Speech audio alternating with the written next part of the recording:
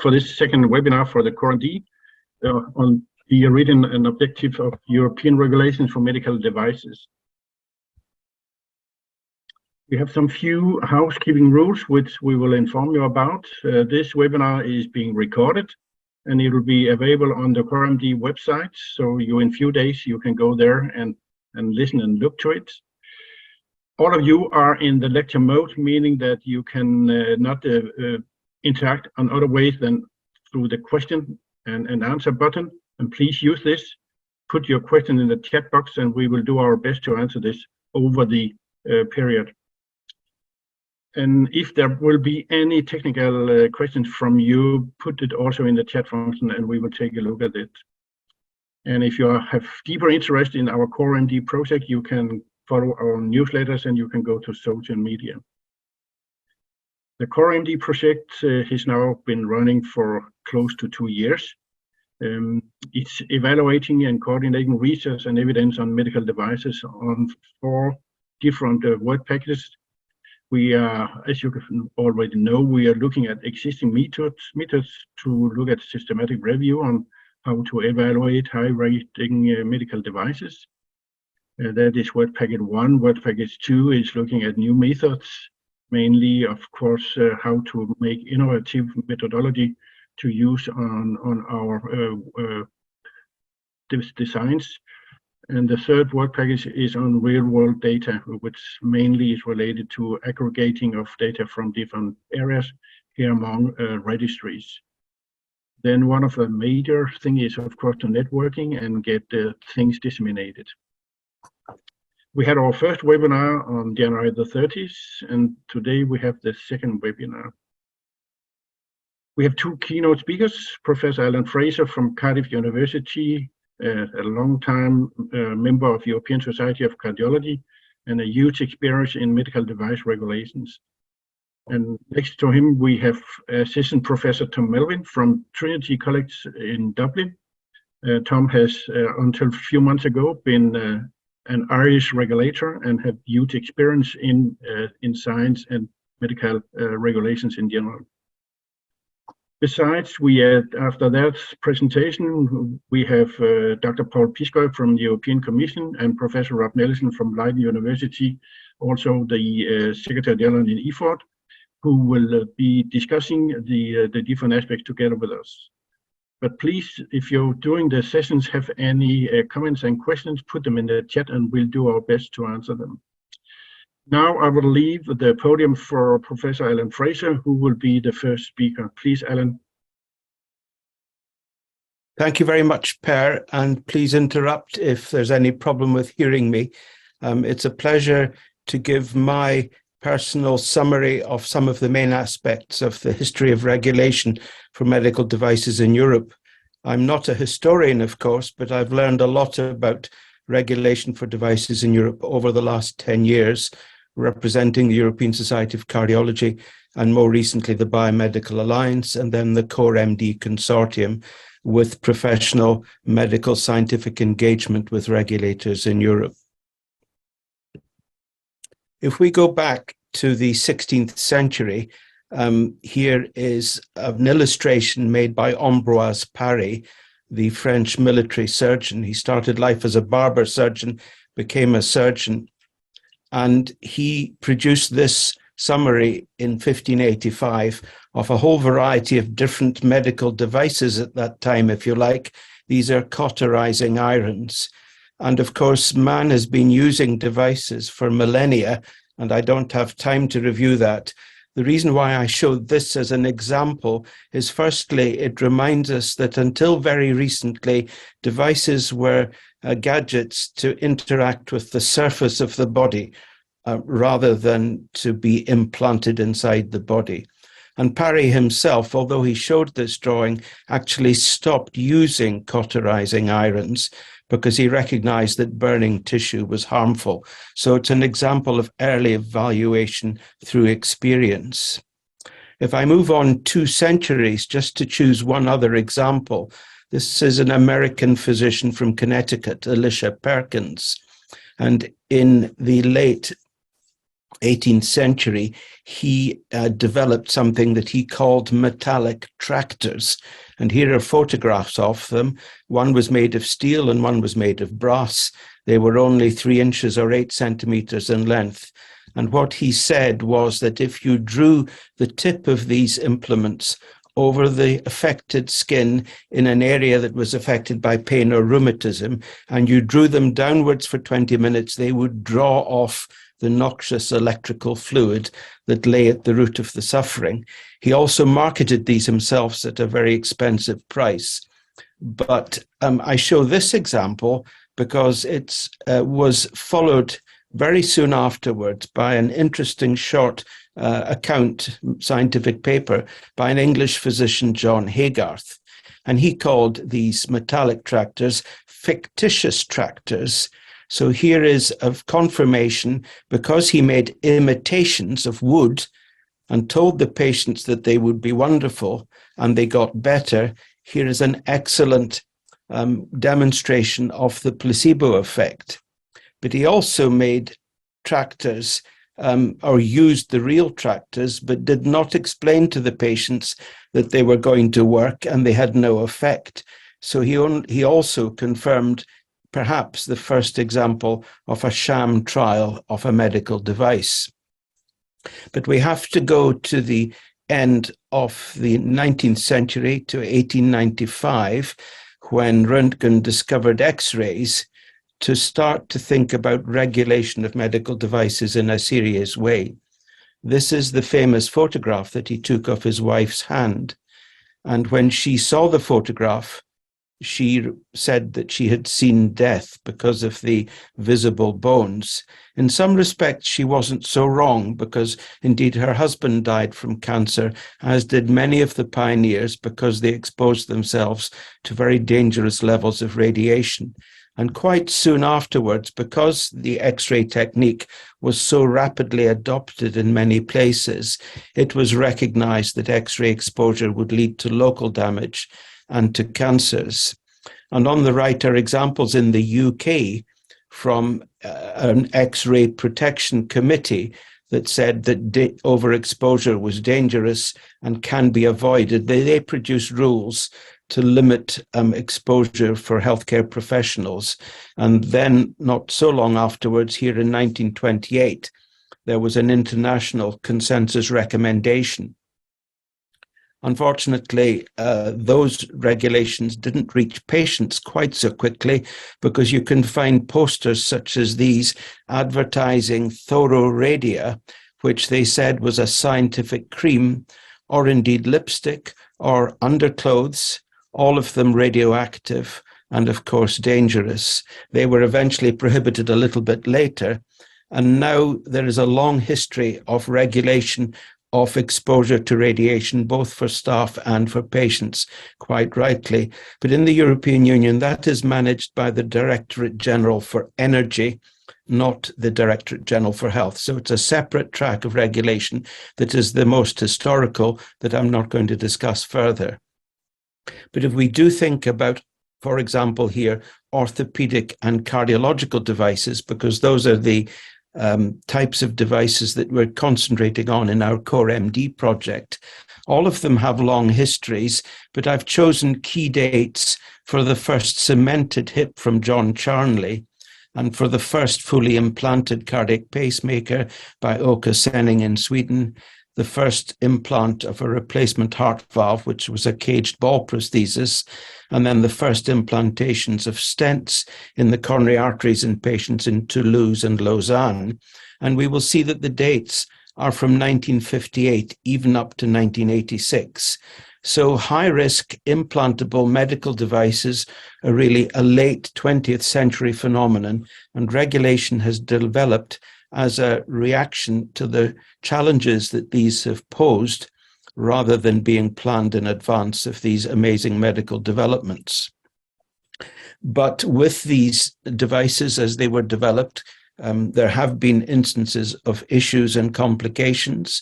And I show this example because you will see that the problems occurred, and these are deaths on this histogram, particularly in the 1980s, leading up to the time when the first European regulations on medical devices were introduced.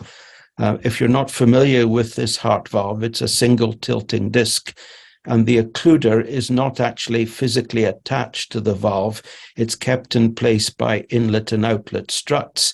The inlet strut here is welded as an integral part of the ring of the valve, whereas the outlet valve is welded in separately rather than being made in the manufacture of the basic structure.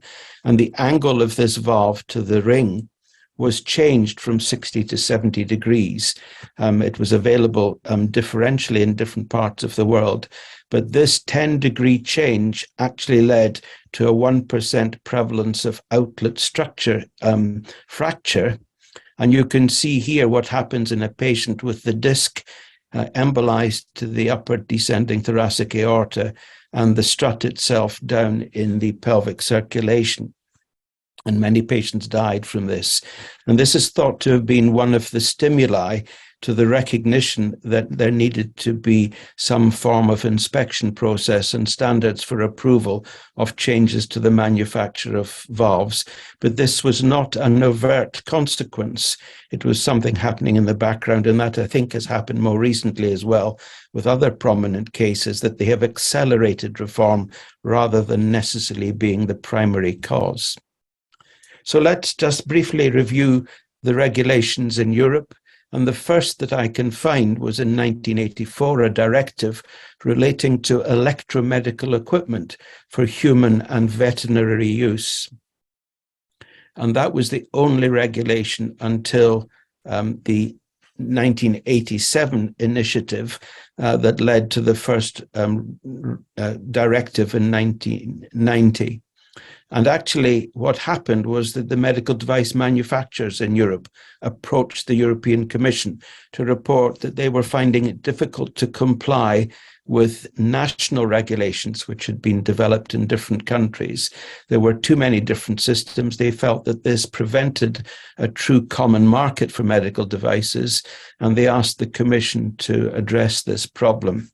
The types of examples of clinical criteria requirements in France and definitions of different types in Germany, we probably don't have time to go into today. But the consensus was that these differences were impacting on competitiveness. Already some of the countries had delegated assessment of devices to testing houses, and that's part of the reason why we have notified bodies. But another key important consideration is that when the European Commission started to develop regulations, they used something called the new approach, which was a resolution of the European Council that had happened just 2 years earlier in 1985. The net result of these initiatives was these first directives in the European Economic Community, as it was at that time, that we probably are mostly familiar with. And we're not going to discuss the detailed content of those today. I would like to discuss what the new approach was. This is the details of the European legislation, and a brief extract is that it authorized notified bodies to issue marks or certificates of conformity. Each member state would have the power to designate these national bodies, and that designation meant that they were called notified bodies, and they would then undertake this work on behalf of the Commission and the other member states. And that's the system that was adopted for medical devices, almost as a pilot project to see how the new approach would work, as I understand it, with manufacturers selecting a notified body that has been approved to inspect the application for the particular device that they have. If it meets the standards, then it will pass a conformity assessment, and the manufacturer will attach the European Conformity Mark, or the CE mark. And I think it's revealing that 3 years later, in 1993, Norbert Anselman from the European Commission said that the medical device directives follow the new approach. a methodology to be applied to the harmonization of industrial products. So it's important for us to realize this was not designed for medical products, and it's quite different from the evaluation of drugs. But the European Community legislation is confined to the setting up of essential requirements in rather abstract terms to avoid having to revise the legislation every time there are new types of devices coming onto the market. And the technical expression of these requirements is ensured by European standards, the application of which is at the discretion of manufacturers. So that's where our system came from originally. And perhaps one unconsidered consequence of using notified bodies to be delegated to inspect dossiers for medical devices is that they were not then affected. They were excluded because they were independent commercial organizations from the subsequent European Union legislation on freedom of access to information, which states that documents should be made directly accessible to the greatest possible extent for all agencies of the Commission. And the European Medicines Agency is affected by this legislation, but notified bodies and therefore medical devices are not. Now, the second thing I want to mention is where the notified bodies themselves came from. And this may seem rather tangential, but we know that steam boilers were developed in the Industrial Revolution about 1800 or later. And here's an example from 1850 of a steam engine on a train which has exploded. And this is because over the 19th century, the power of these engines increased by a factor of 40, and there was a great increase in explosions and deaths and injuries. And this is from a UK British Parliament report in 1870. So there were initiatives to control this. People had to report explosions. They had to be examined to see whether they could be avoided. And the British legislation was the Boiler Explosion Act in 1882. Now, the reason why I mention that is that it can be traced as the stimulus for the British Standards Institute, which started in 1901 as an engineering standards committee, became the British Standards Institute, and then 10 years later was recognized as the sole organization for issuing standards. In fact, their first standard in 1901, again, nothing to do with medical devices, was actually for tram tracks. And they had their mark of standards, a kite mark. But of course, the reason I mention it is that the BSI, now in the Netherlands, is one of the biggest EU notified bodies. And these, from the NANDO database of notified bodies, are some of the pieces of legislation for which they can do inspections. The same process happened in Germany, where there was a voluntary association for the supervision and insurance of steam boilers from the middle of the 19th century. Then a union, then an international union, and then there were regional steam boiler inspection associations, and eventually they were reorganized into 14 regional technical inspection associations in 1938. But now we still have 3 notified bodies in Germany amongst all the notified bodies that are technical inspection associations with their history traceable back to steam boilers. Now, let me finally talk about standards and where they come from in Europe. And this is a summary that we produced for colleagues in cardiology of the outline of the new European regulation. I say new, but it was already passed in 2017. And when the regulations were recast, the decision was made to keep the system whereby the manufacturer submits its file to a notified body. The responsibility then of the Commission, which is a small number of people, and the national regulatory agencies, or the competent authorities are they're known, is to produce policy and standards and to have approval of device trials, to have oversight through surveillance of devices, and so on. Delivery, as I've said, remains with the notified bodies. There is a new system for independent scientific advice through expert panels. But what I want to mention is where we get standards from, because these are referred to and may be applied by manufacturers and by notified bodies when they look at the evidence from the companies. And they come originally from the International Electrotechnical Commission of 1906 and the International Standardization Organization, which itself dates from 1947, but was a successor to the previous organization that had first been founded in 1926. The IEC in 1906 was founded by the famous British physicist Lord Kelvin. And what these are international standard groups for electrical and mechanical engineering when they started, again, not specifically for medicine. The ISO is now huge. It has very many committees, including ones that write specific standards, detailed standards for medical devices. And they have their European counterparts, more recently formed the European Committee for Standardization and for Electrotechnical Standardization, and they harmonize so-called these international standards to the EU legislation. And once they're listed in the official journal, they have official status for companies who want to prove that they meet the relevant standards. So that's where some detailed technical standards can come from, much more than being written by the Commission. And finally, we have the International Medical Device Regulators Forum, which was founded in 2011, but it was a successor to the Global Harmonization Task Force, which had existed previously for about 20 years. When the GHTF existed, its committees were chaired jointly by industry and by regulators, whereas now the IMDRF is for regulators and industry and others are stakeholders working with the IMDRF. So to summarize, we know that in the European Union, the management of healthcare is the responsibility of each national member state.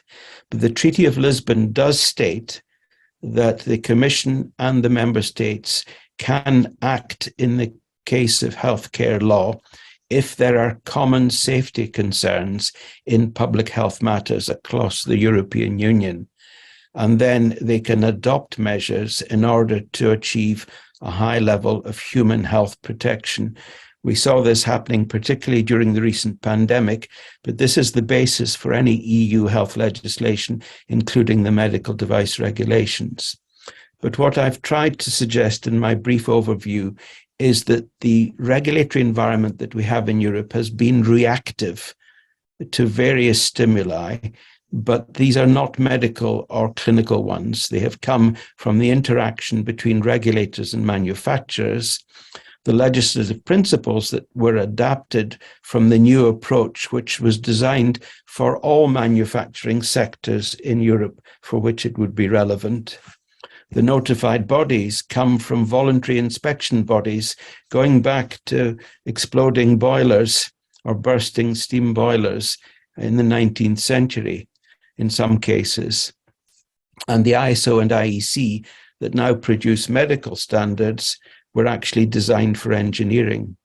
So I think in the Core MD consortium, we believe that what we ideally ought to have, if we were starting from first principles, would be an evidence-based regulatory environment that includes in the partnership of advising what is necessary, expert clinicians, scientists, engineers, and patients. And that's what we try to do with the Biomed Alliance and Core MD.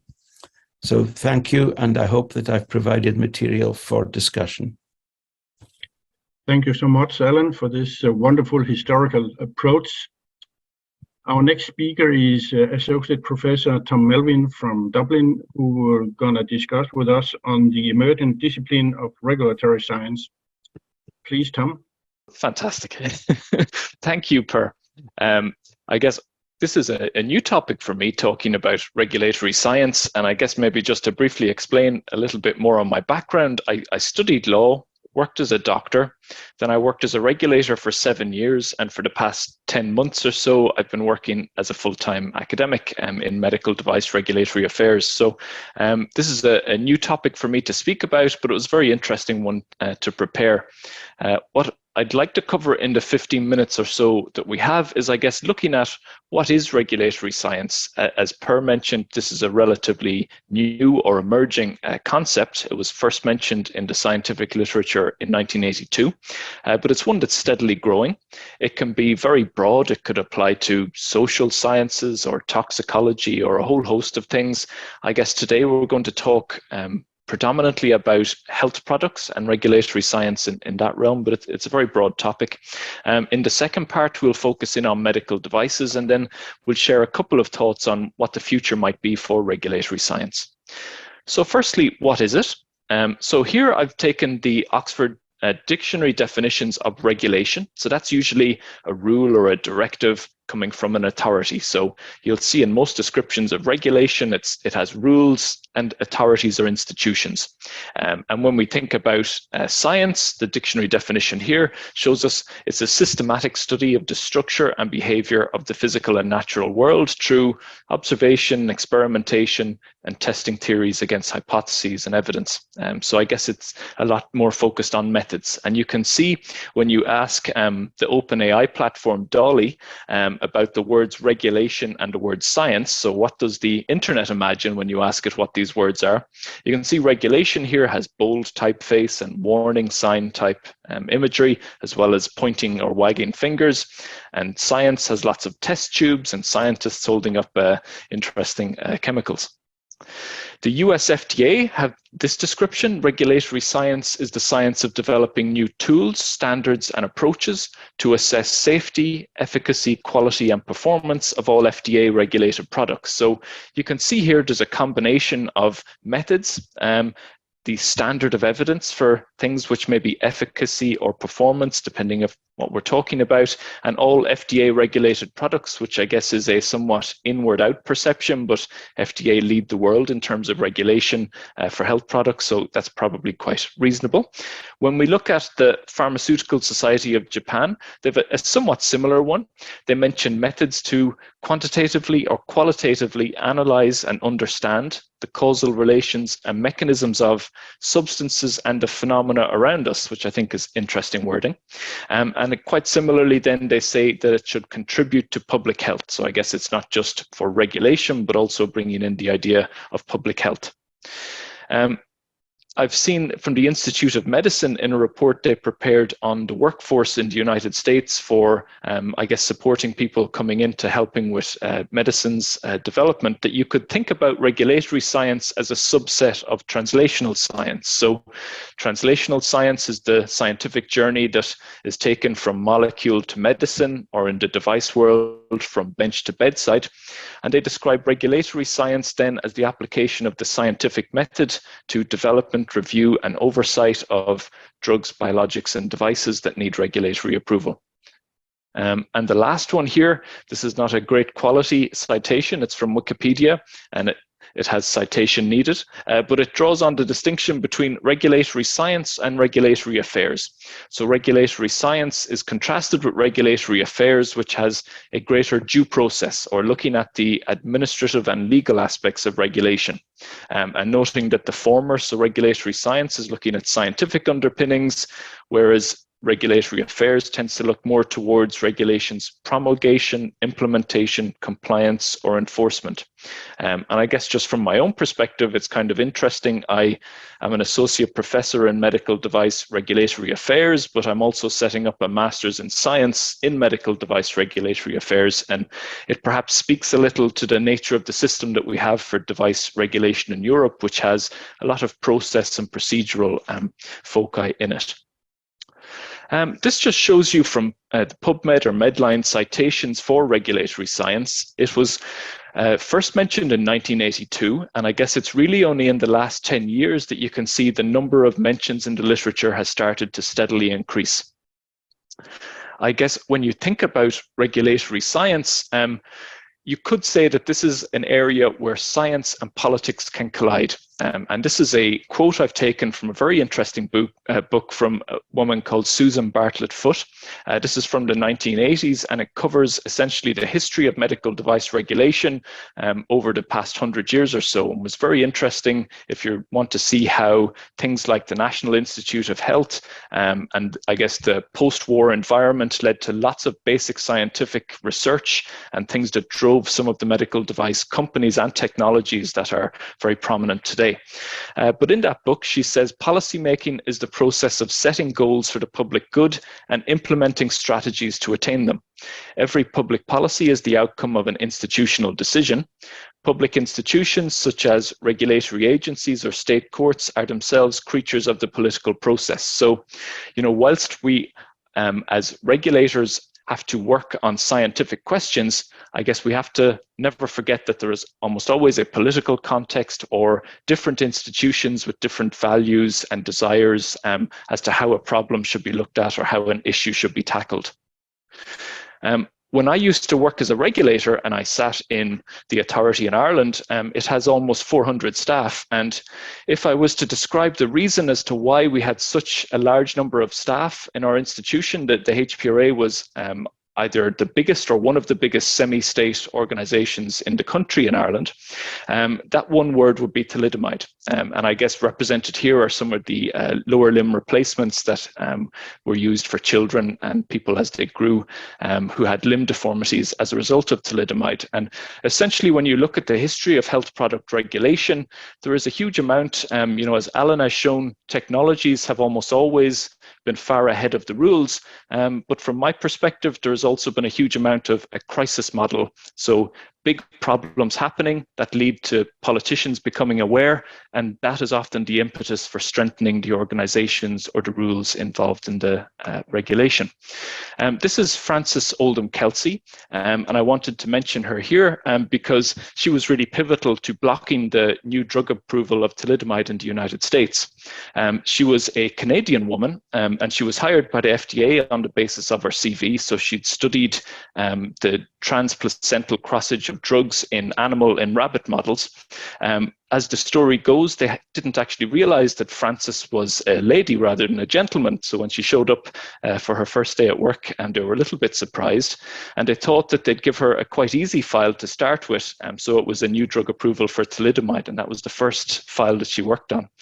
And at the time, drugs were regulated in a somewhat similar way to devices are regulated today in Europe, in that you didn't have to demonstrate efficacy. And one of the problems that Frances Oldham Kelsey saw with thalidomide at the time was that although it was marketed in multiple European countries, the data for its use was based on small observational studies, which from the company's view included pregnant and postpartum women. But when you actually got into the data, most of the pregnancies were very late term, and therefore they had very little chance of detecting the really obvious challenges that thalidomide eventually was found to have caused. I guess when we moved from the thalidomide crisis of the 1960s towards the 1970s, I guess we had a greater prominence of evidence-based medicine. And this is the cover of Archie Cochrane's book, Effectiveness and Efficiency, Random Reflections on a Health Service. And Archie Cochrane is one of the godfathers of evidence-based medicine. This book covers a lot of topics which still relate to challenges that we can see in Ireland. For example, we've had challenges in recent years with cytology screening for cervical cancer. And Archie Cochrane looks at the evidence as to whether at that time healthcare services should be funding it as a benefit for the population there. This quote from him where he says, "One should be delightfully surprised when any treatment at all is effective, and always assume that a treatment is ineffective unless there is evidence to the contrary." So I guess as we moved from the 1960s and politicians realizing they had to do a much better job of drug regulation, and the 1970s, and since a great growth in evidence-based medicine, I guess these are some of the things that have been a real support for regulatory science, at least in the world of pharmaceutical products. So turning to regulatory science and medical devices, Alan has given a nice overview of some of the history for medical devices, and we can see here the first use of X-rays. And as we move into the 1900s, we had the first artificial hip replacement in 1950. By 1960, we had the first totally internal pacemaker implanted. And I guess we had the first cochlear implant in 1978. And all of these things happened decades before the first regulation in Europe for these products. And as Alan has mentioned, there wasn't a huge emphasis on the public health or the clinical evidence for these products. There was a slightly different nature to the origin of the rules that we had. And I guess to explain this, we have to introduce some terminology from the world of economics. Technical barriers to trade are essentially any barrier from an economic perspective which inhibits the free flow of products across jurisdictions. And in the 1980s, there was a real challenge in Europe for what's called the single market, because in order to trade medical device products at that time amongst the 12 member states that there were, you had to comply with sometimes quite differing national standards or test expectations or different kinds of regulatory requirements. And this was reflected in some of the papers that were prepared that got us to the initial directives in the 1990s, starting with the Active Implantable Medical Device Directive of 1990 and then the General Medical Device Directive of 1993. The title of the working group that helped give us the Active Implantable Directive was called the Working Group on the Reduction of Technical Barriers to Trade in the Field of Electromedical Equipment. So I guess it's important to remember there was a big trade focus. And that itself was a real public interest at the time, because we needed to have a better single market for the sale of these products. By the time we got to the first directive itself, you can see that it wasn't just about technical barriers to trade, but there was also the safety aspect was brought in as part of the essential balance that there was. So in the preamble, it was described that whereas national provisions ensuring that safety levels should be harmonized in order to guarantee the free movement of the products, it also noted that it had to not lower existing and justified levels of safety that there were in the member states at that time.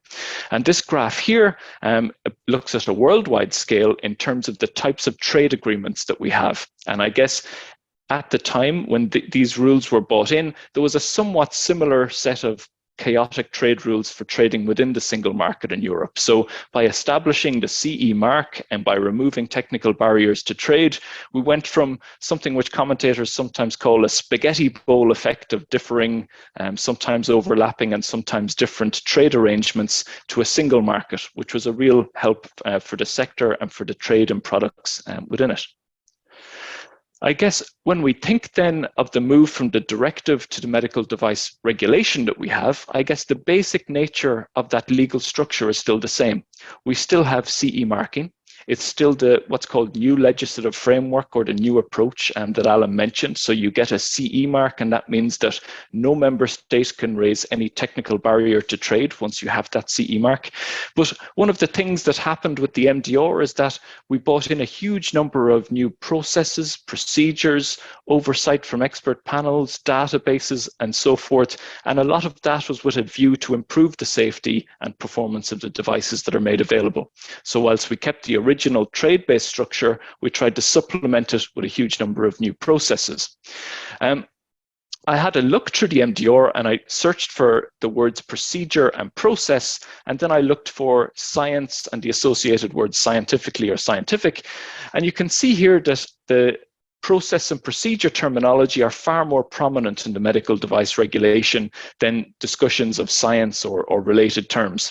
And that's essentially one of the things that you have to remember with the medical device regulation, is that it's very, you could call technocratic, or I guess process and procedural heavy. We don't describe the exact types of evidence or the types of trial that you might need for a device. We keep it that quite generic. It says clinical data providing sufficient clinical evidence on positive benefit risk and so forth. So I guess essentially the detail as to how we achieve a high level of scientific evidence to get a high level of human health protection has essentially been left to us to further determine outside of the legal structure. Since the time when the regulations were published, we still see safety challenges. So you could still think of a somewhat crisis model of regulatory improvement as being needed. There's been problems with transvaginal mesh implants, breast implant associated anaplastic large cell lymphoma, and a whole host of other problems. And in 2018, the international collaboration of investigative journalists published the implant files. This was not European focused, it was a worldwide examination of the medical device sector and industry, and found that there was a huge number of challenges, as you would expect with a sector with hundreds of thousands of products, or the World Health Organization estimate 2 million products available worldwide. I guess when we think about how do we try and improve in a free market dynamic the kind of science that we have in the system, this was an interesting quote from a legal review that's looking at the US healthcare system, which is, I guess, quite famously known as being one of the least efficient and yet most expensive healthcare systems in the world. And the simple point that they made is that when you try to have behavioral or soft interventions, essentially where you try to educate and nudge better levels of evidence or practice or so forth, what you can end up with is what they call here a market lubricating regulatory scaffold. So you can end up developing a bureaucracy that's just as big as what a more detailed set of requirements would have, such as the European Medicines Agency, where they have a huge number of staff in-house. When you have a more loose system, you can end up building one that's just as big or even bigger and can be just as vulnerable to being captured to industry demands in a way that perhaps don't reflect the needs of scientists, clinicians, and patients. So we have to be very careful when we think of system design and implementation, and that we make sure that we're applying rules in the right way, and we can't accept simple nudging or soft measures to get us some of the more challenging aspects of the system when we think of scientific improvements. So I guess moving then as to where regulatory science might bring us in the system, so I guess there's a number of very interesting initiatives. So the STARS initiative is strengthening training of academia in regulatory science. This is a Horizon-funded project, and it's largely focused on pharmaceutical products. But it's a very interesting initiative, I think, because trying to improve the training that we have in regulatory science is, I think, a really important thing. When we look to the healthcare sector, and especially with a variety of different types of health products, the rules are getting ever more complex. And if we want to improve the invention and translation and implementation of new technologies, we really have to try and improve the training of everyone involved in that journey. In the Core MD project, we have a work package which is being led by Claudia Wild, which is looking at specifically medical devices and what would a roadmap for training and a suggested curriculum look like for medical devices. So this, I think, will be one of the really interesting deliverables in the Core MD project, where for the first time in Europe, we'll have a suggestion for what training curricula should look like. This is a graph from Gordon Moore, who was one of the co-founders of Intel. And in 1965, they put it into an IEEE newsletter, and this became known as Moore's Law. And essentially, he said at the time that every 2 years, the number of transistors on microchips would double. And it turned out that it was an incredibly sage prediction. It persisted through decades and is arguably still accurate today. And I guess I raised this graph because it's important to remember in the medical device ecosystem, we often say that the technologies we're regulating are characterized by rapid evolution in the state of the art. And medical device technology today encompasses things that exemplify that, like artificial intelligence algorithms used in healthcare, and a whole variety of things where the technology is going to advance at a far greater pace than anyone from the regulatory community can keep up with. So how do we try and do that? I think that the only chance that we have to try and keep regulation as up to date and as state of the art as possible is by bringing together all of the people who can try and do that together. So we need researchers, we need clinicians, we need regulators, we need industry, and we need everyone to come together to talk, share experience, understand where things are now and where things might be going.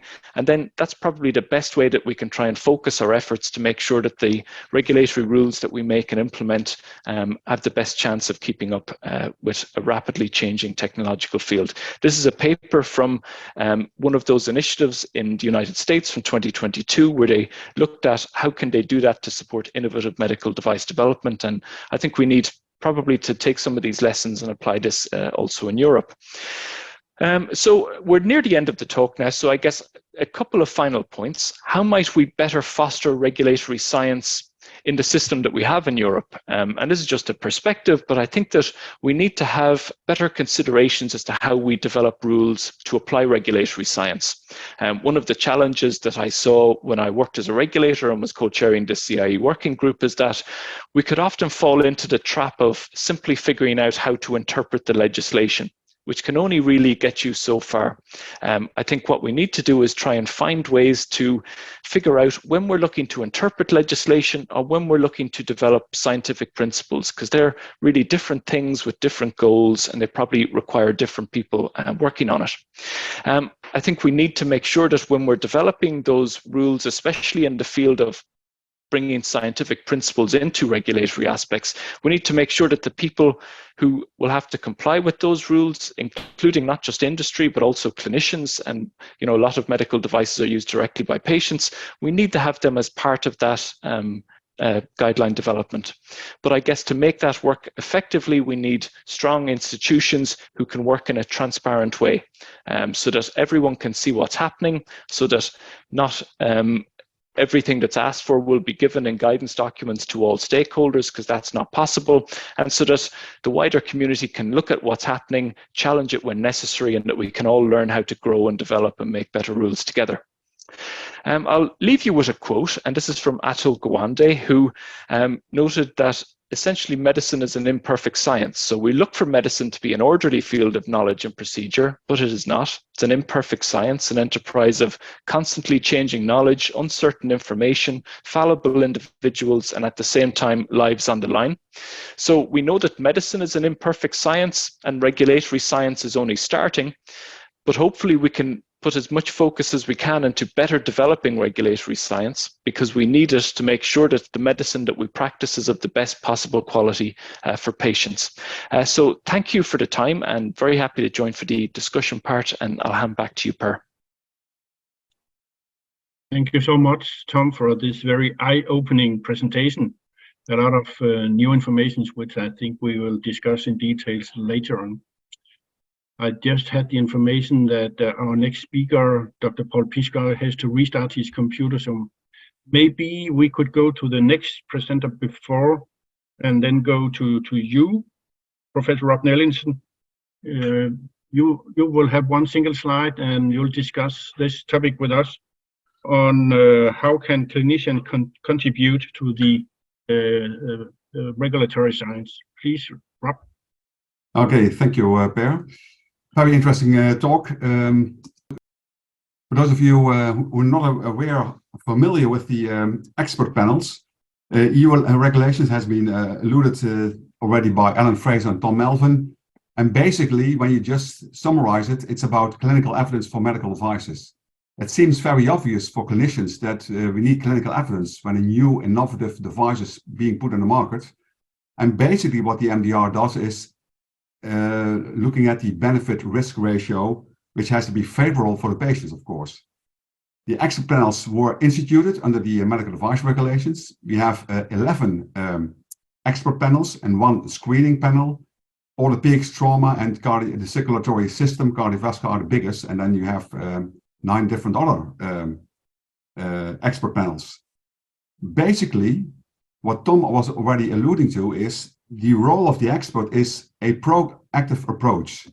When you look at this, there are basically 3 players around the patient: clinical scientists, regulators, and manufacturers. In the past, there was more the regulators and manufacturers were in the lead. And due to this MDR, there will be more interaction between all these groups. I think that's basically what the expert panels aim. Clinical science is different than regulatory science. Together, we can make a very nice environment and a very nice ecosystem, and also advising manufacturers how they have their optimal, bring the optimal clinical evidence for their new innovative product, which has to be in favor of in patients. I think that's basically what I have to say on behalf of the expert panel. So I think it's nice that finally clinical scientists talk also with regulators on a kind of framework which can be used by manufacturers. So I think the whole ecosystem will improve by this new MDR? That's what I would like to say, if there are questions. Thank you, Rob. We will be back with questions and discussions later on. I can see that Dr. Paul Piscoi, he's prepared now. So please, Paul, you have a presentation where you're going to discuss with us also what are the needs of the regulators and how can we use the science. Please, Paul. Building on the last slide of Professor Fraser and basically on the whole presentation of Professor Melvin, maybe we can ask ourselves the question, how is currently the European Commission getting the input from the scientists, from the clinical scientists, because how can we have a science-based regulation if we don't have a connection and the link between us? Great. So to keep in line with the with how the presentations were structured so far, I was digging into archive because from my second month in the job after joining the European Commission, I remember that at that time, so I was very fresh in the medical device regulatory area. I remember in that time that there was a political impetus into strengthening the connection between scientists, clinicians, and the regulators. And my very first slide is a screen capture because I was amazed by the coincidence that this presentation has been given exactly 10 years ago on the day. You see the date of the presentation, so I thought it was amazing to celebrate 10 years in doing this effort by actually showing you the slide at the time. And one of the points of what was called at that time the plan for immediate action post the PIP crisis, a crisis which was due to a fraud by a manufacturer,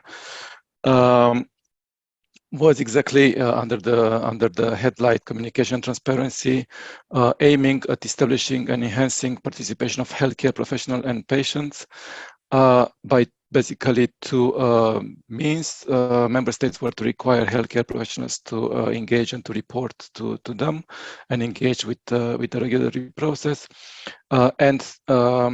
It was also foreseen that dialogue specific on registry should happen. Now, PIP was what was called at the time a stress case, and the draft legislation was tweaked and improved after this crisis in order to prevent such things happening in the future again.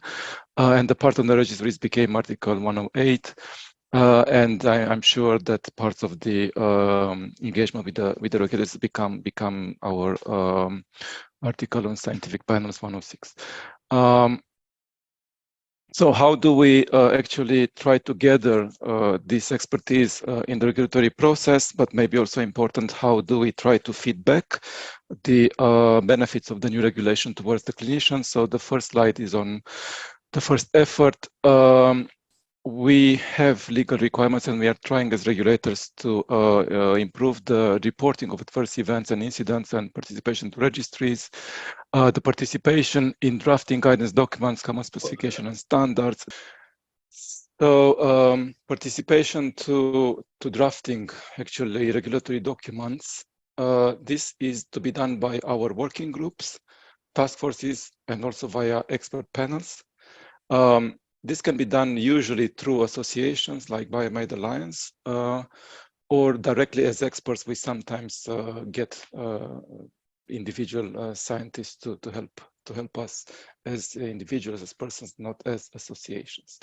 Another important thing is that now clinicians are tasked with, I will use the word scrutinizing. It's not necessarily the ideal word, but it's a good one, scrutinizing the clinical evidence for certain high-risk devices. But for that, you need to be a member of an expert panel.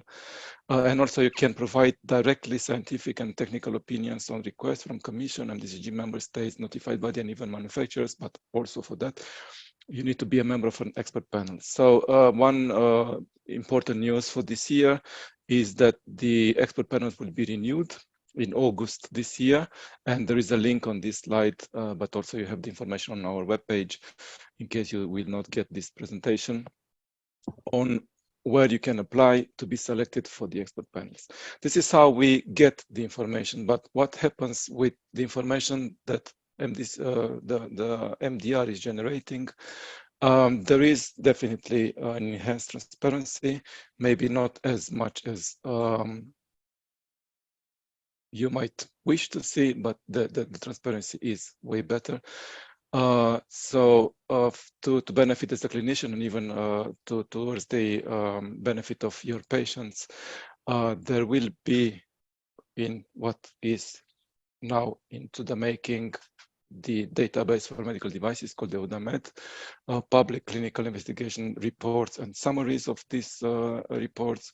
Then also in the public domain, field safety corrective actions and field safety notices for the field of vigilance. There will be a summary of safety and clinical performance encompassing all the evidence that is being presented and generated for a given device in a summarized form. There are more details in the instruction for use and in the labeling. There is an implant card with quite a number of information about the device implanted in a patient.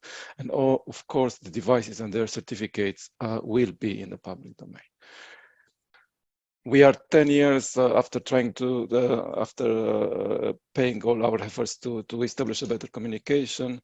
There is a way to come and help us, and there is a certain number of benefits that are for your information. Basically, everything is on our web pages, and if you get my presentation after the meeting, you'll see that. So that was my intervention. Thank you. Thank you, Paul. And to all of you who are in the auditorium at home, you can come with your questions or comments in the questions and answer button. Please leave it there and we'll try to handle it. I until now got one comment, which come with the output from STARS and CoreMD, very much anticipated. Any timescale on when we are likely to see the recommended curriculum, for example? I'm not sure who will go answering this. Is it you, Alan? Thank you, Per. Yes, I saw this question. We do anticipate a lot of publications from the consortium, and the first paper has been published, the next one has been accepted, and there are 2 others under review or about to be approved. And the details will all be accessible through the website of the CoreMD consortium, which I suggest is the best way to follow that. And we will be notifying people when they come. The first publication, in fact, is about a mashup. It's an IT search engine tool for reports of issues related to particular medical devices. And the next one that is now in press is a very comprehensive review of the regulatory environment for artificial intelligence in medical devices. Per, I could also make a comment depending on how you want to manage the discussion. Yeah, you're welcome. So just a reflection on what Tom was saying and what I was saying and what Paul was saying is that I think in medicine now, we all, of course, recognize that people will want to innovate and develop and do basic science, or with devices, develop prototypes, do preclinical studies, bench testing, early phase clinical studies, clinical trials, and so on. And people also recognize the importance of engaging with health technology assessment, because if new products, once approved, are not supported, then they won't appear on the market, they won't be implemented.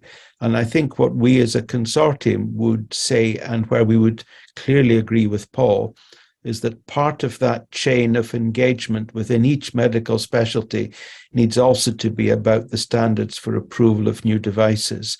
What is appropriate? What would be relevant evidence?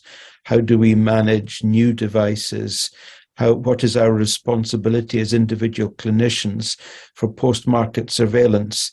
And I think, Tom, you would agree that that is in part regulatory science, It's contributing to the best methods for collecting evidence and ensuring that that is delivered by experts to regulators so that jointly systems can be developed.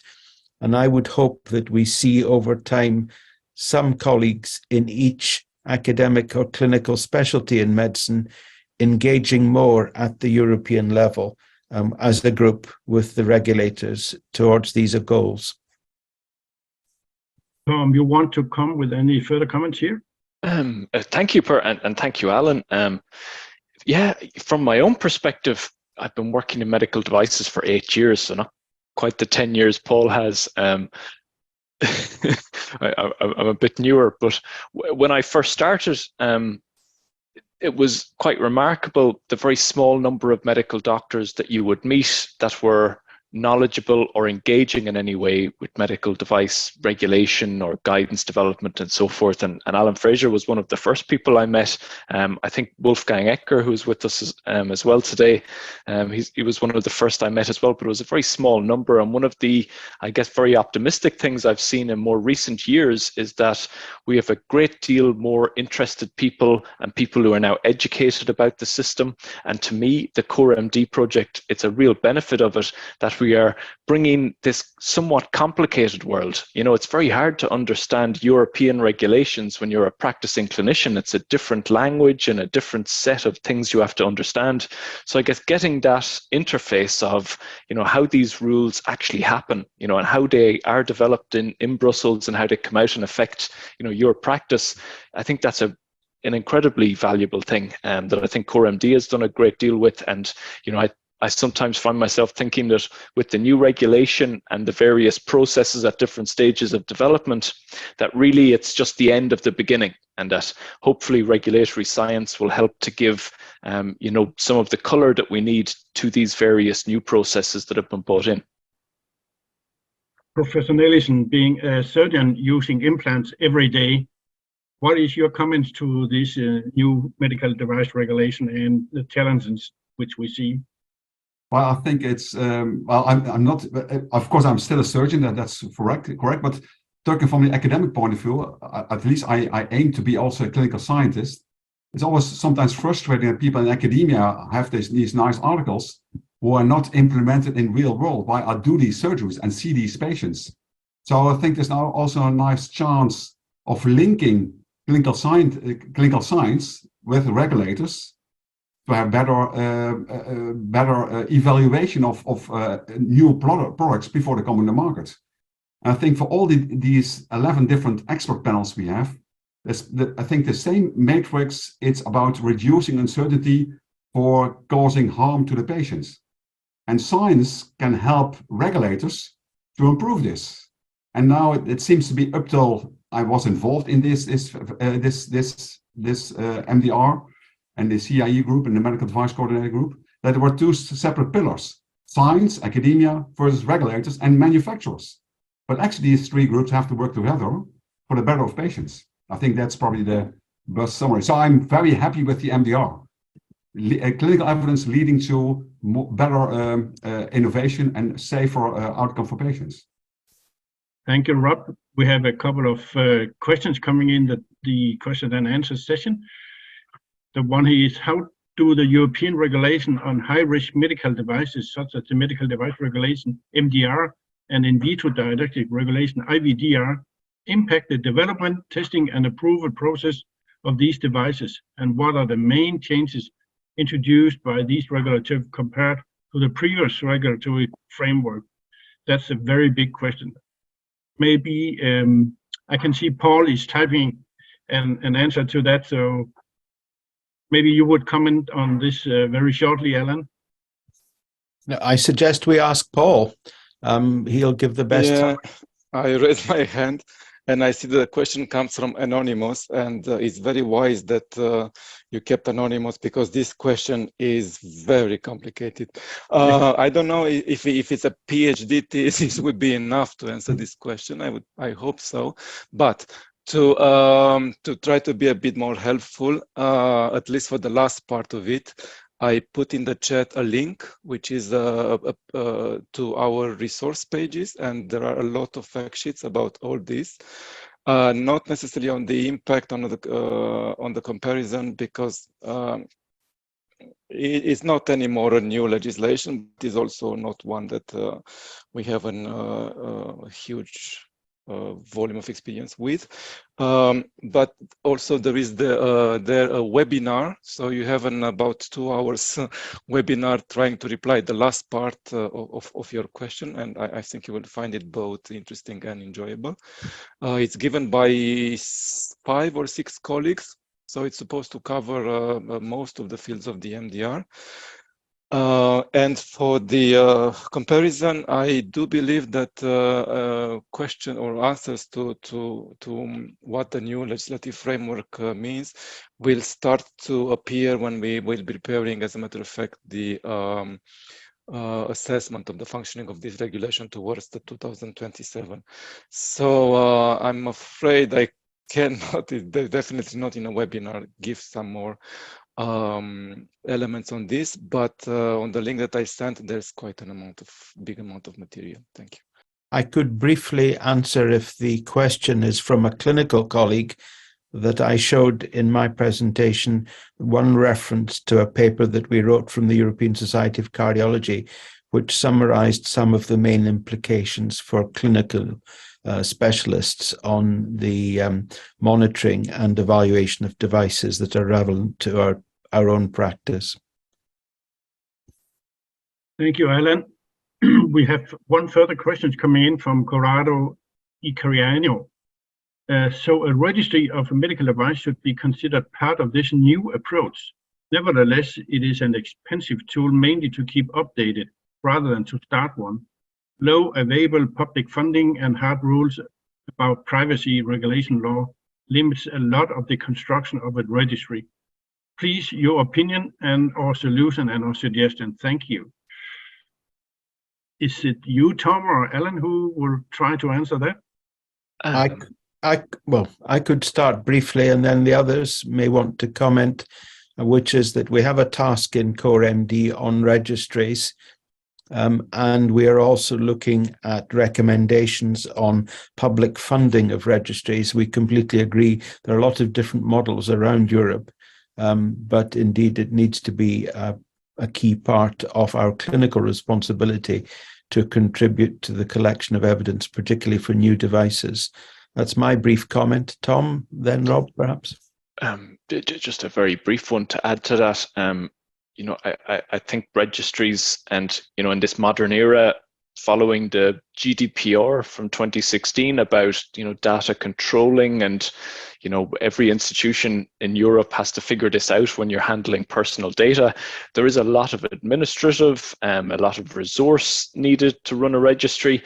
And I guess at the same time, we see, some policy initiatives in Europe, such as the European Health Data Space, which is looking at how do we get better use of secondary data that we have just available within different healthcare systems. So, I think as these different things develop over time, hopefully it will lead to work being done to look at what is the practical barriers of getting registries implemented in practice. As Alan mentioned, there's a lot of different ways these things can happen in Europe, but there's a huge benefit from these kind of data sources. So, hopefully as a result of some of the policy interest in this area, we'll get better ways at getting standard terms and definitions and standardizing, data sets, and a big focus on interoperability.